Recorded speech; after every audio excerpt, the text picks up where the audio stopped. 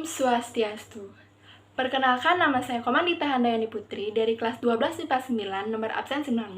Di sini saya akan memberikan pendapat saya tentang pengaruh positif dan negatif iptek terhadap kemajuan bangsa, terutama pada aspek ekonomi. Teknologi dapat berdampak pada bidang ekonomi, baik itu positif atau negatif.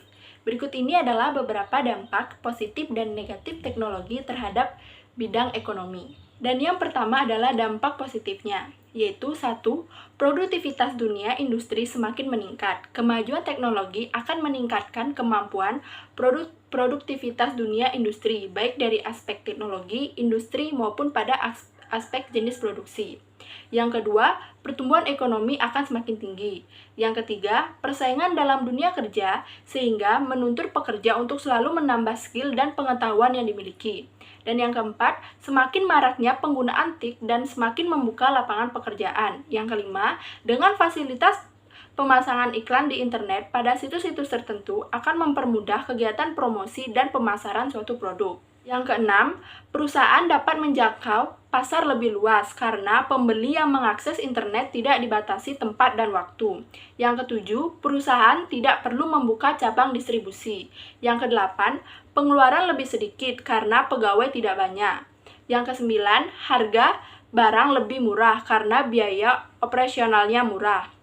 Yang kesepuluh, bisnis yang berbasis TIK atau yang biasa disebut e-commerce dapat mempermudah transaksi bisnis suatu perusahaan atau perorangan.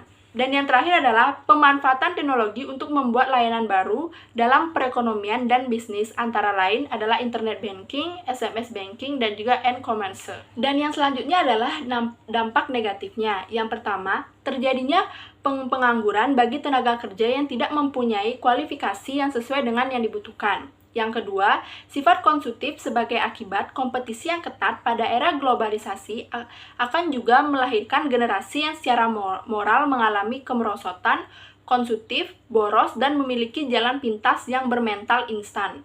Yang ketiga, adanya aksi tipu-menipu dalam proses jual-beli online yang dapat merugikan beberapa pihak.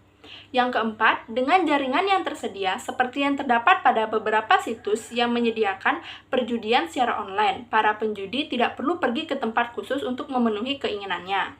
Dan yang terakhir adalah resistensi membeli secara online. Bagi orang awam yang belum pernah bertransaksi secara online, akan merasa janggal ketika harus bertransaksi tanpa bertatap muka atau melihat penjualnya.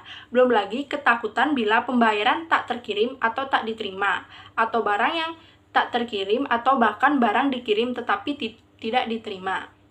Sekian pendapat saya tentang pengaruh positif dan juga negatif iptek terhadap kemajuan bangsa, terutama pada aspek ekonomi.